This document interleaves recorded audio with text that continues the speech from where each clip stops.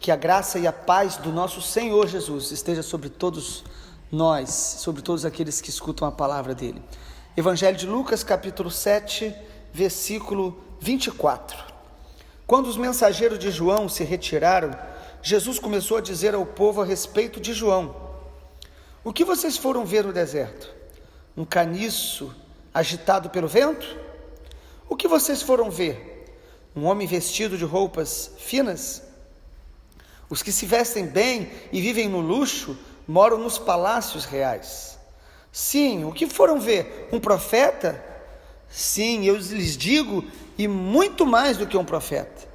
Este é aquele de quem está escrito: eis que envio adiante de você o meu mensageiro, o qual preparará o caminho diante de você. E eu lhes digo, entre os nascidos de mulher, ninguém é maior do que João, mas o menor no reino de Deus é maior do que ele.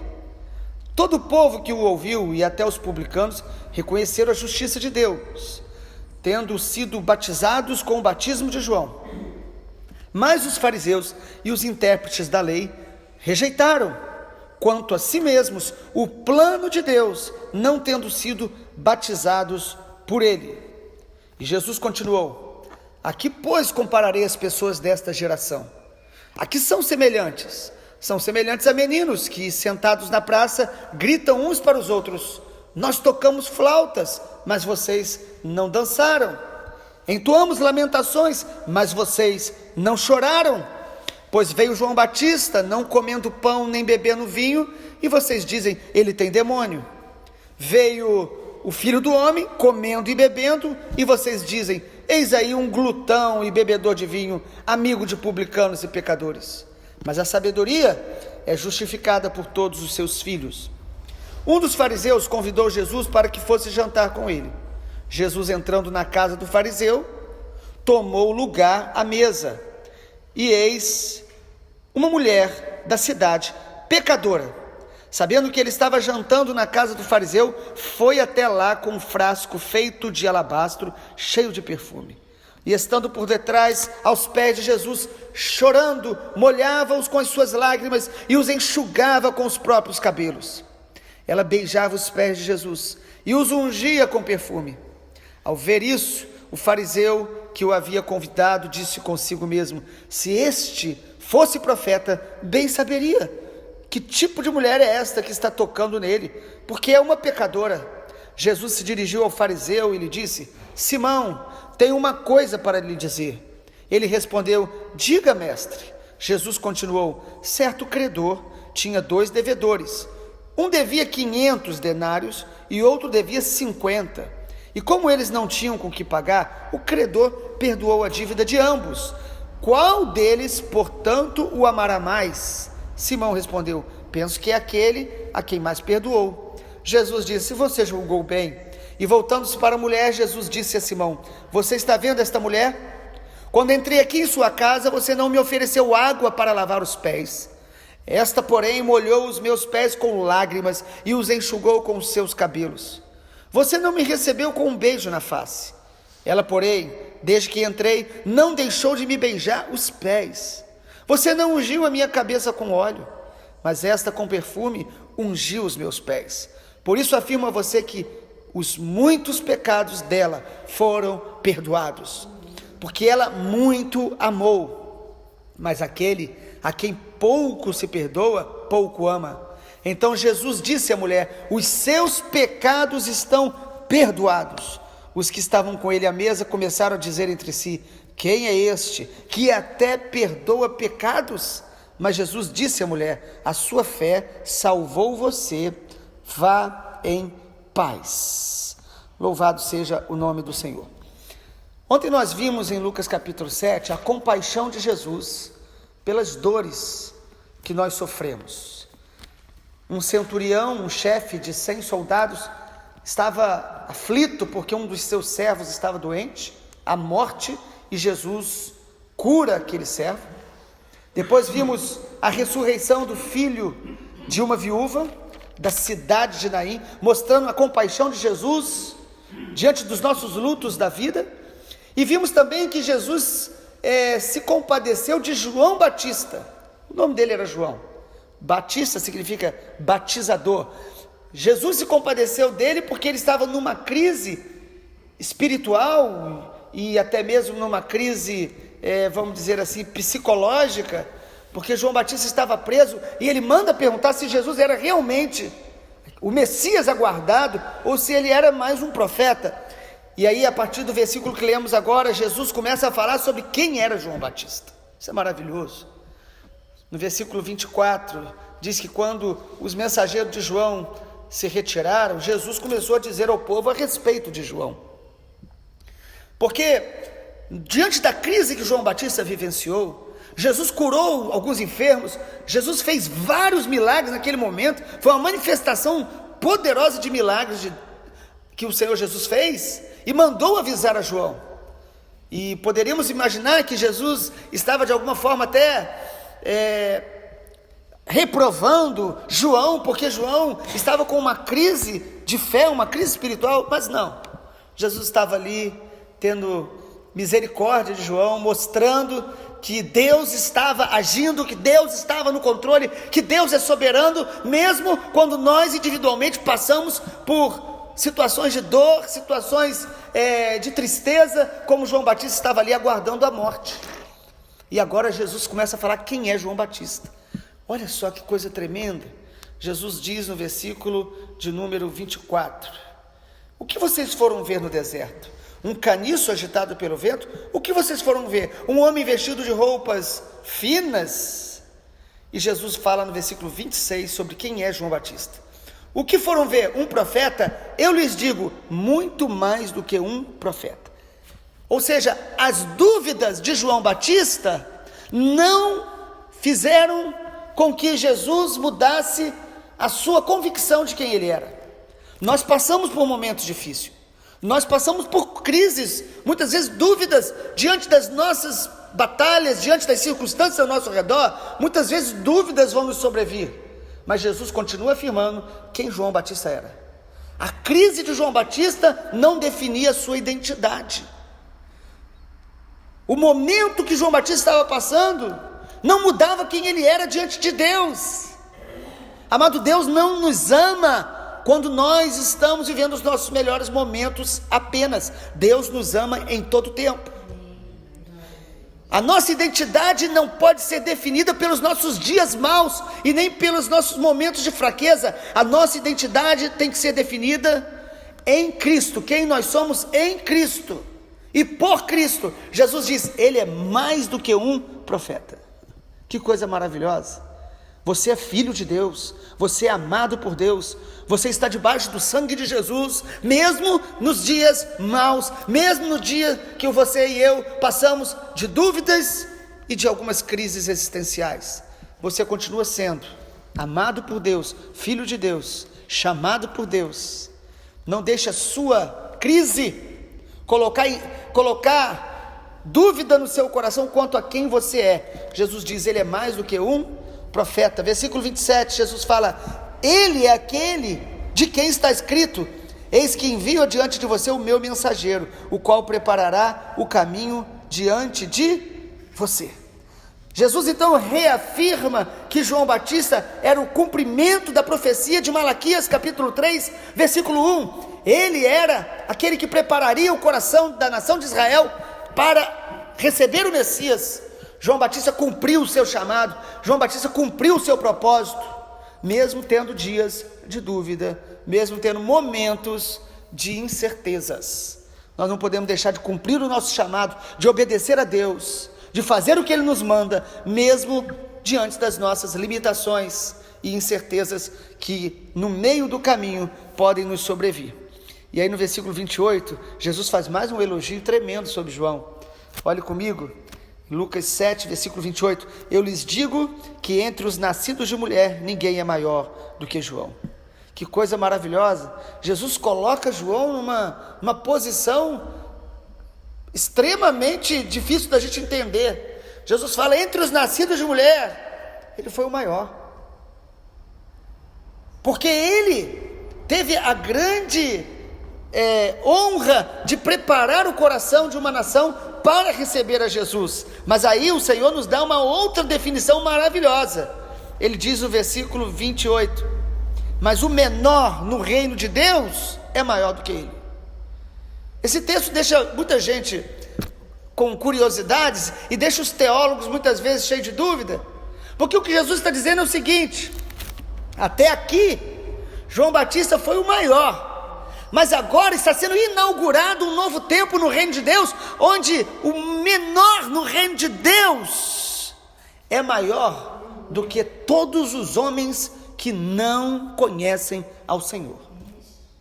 No reino de Deus nós temos a honra, nesse tempo novo da graça em Cristo Jesus, de ainda que você seja entre os salvos, entre os filhos de Deus, o mais fraco, você tem a honra de ser filho de Deus, porque você crê em Jesus, e você é maior do que qualquer pessoa que, mesmo que tenha suas riquezas, sua sabedoria, suas capacidades intelectuais, mas quem não crê em Jesus está perdido. Então Jesus aqui honra João Batista e honra a todos aqueles que creem nele, em Jesus, como seu Senhor e Salvador.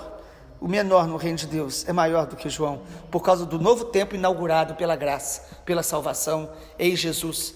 E aí, a partir do versículo 29, o povo que ouviu, até os publicanos que reconheceram a justiça de Deus e foram batizados por João.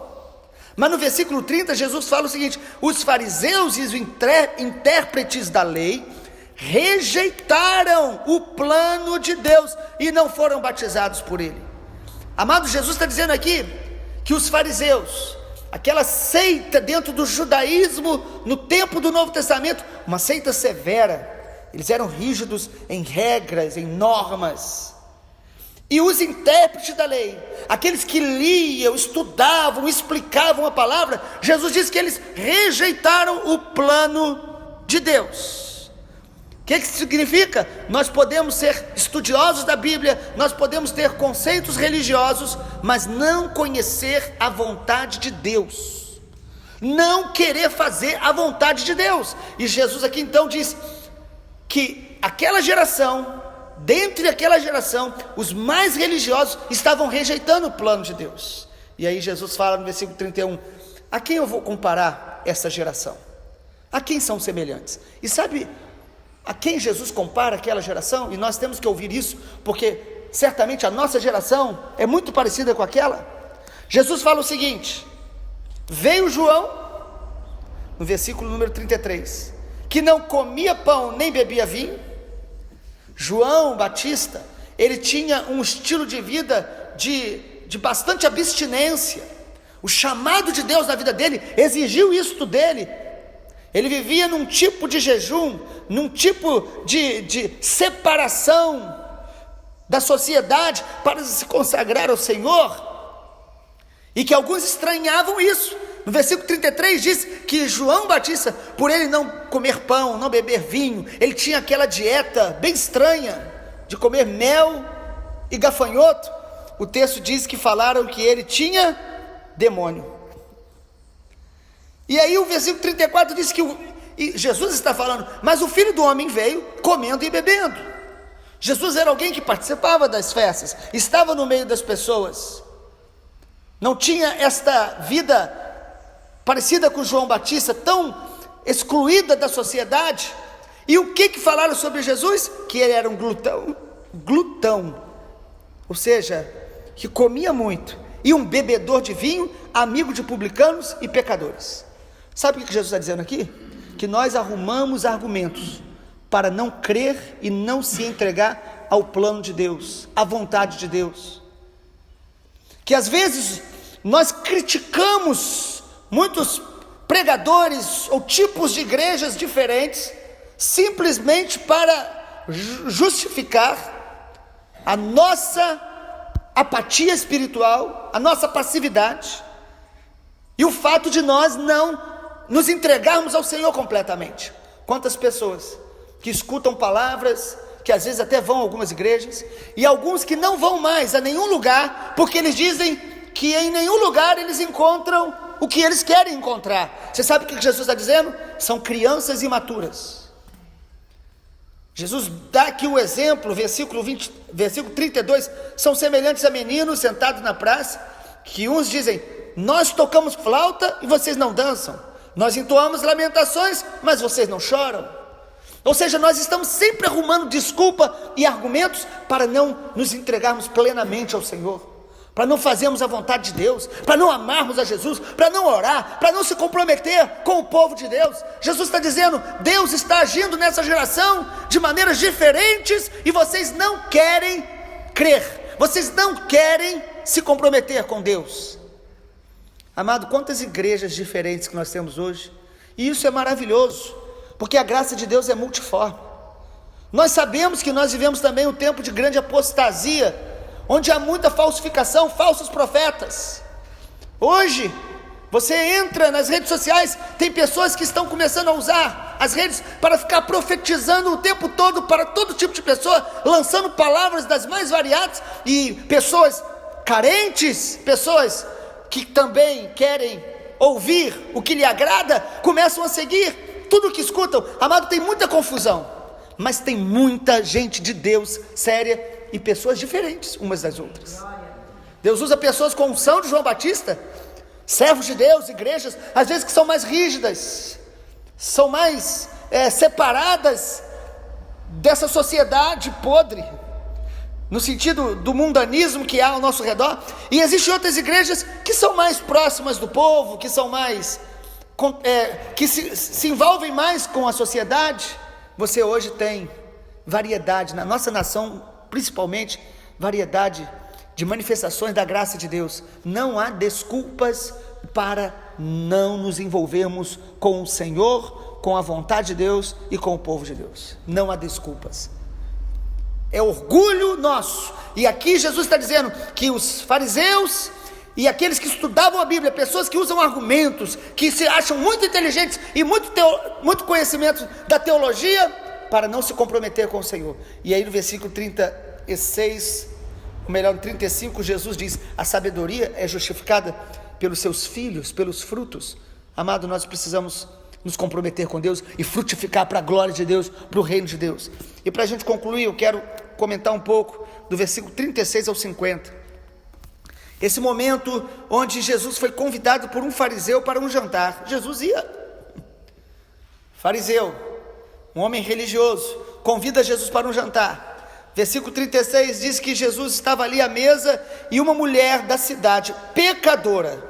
Geralmente quando fala de uma mulher pecadora, está falando aqui de uma prostituta, de uma mulher que diante da sociedade era reconhecida como alguém com uma vida totalmente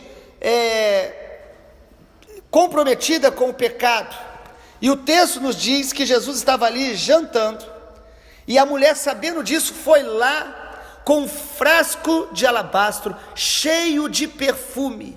E essa mulher pecadora, essa mulher rejeitada, essa mulher que era mal falada na cidade, quando ela sabe que Jesus está ali, ela chega, ela derrama aos pés de Jesus este perfume e chora aos pés de Jesus e enxuga as suas lágrimas com seus cabelos. Beija os pés de Jesus, unge os pés de Jesus. E sabe o que o fariseu faz quando vê isso? O fariseu começa a duvidar se Jesus realmente era o Filho de Deus, se ele realmente era um profeta. O fariseu conseguia estudar a Bíblia, conseguia frequentar as sinagogas, mas ele não conseguia conhecer a Deus e não conseguia amar as pessoas rejeitadas, as pessoas comprometidas com o pecado. No versículo 39 diz que quando o fariseu viu aquela cena, ele pensou apenas consigo mesmo, ele não falou nada. Ele disse, se ele fosse profeta, ele saberia que tipo de mulher é esta que está tocando nele.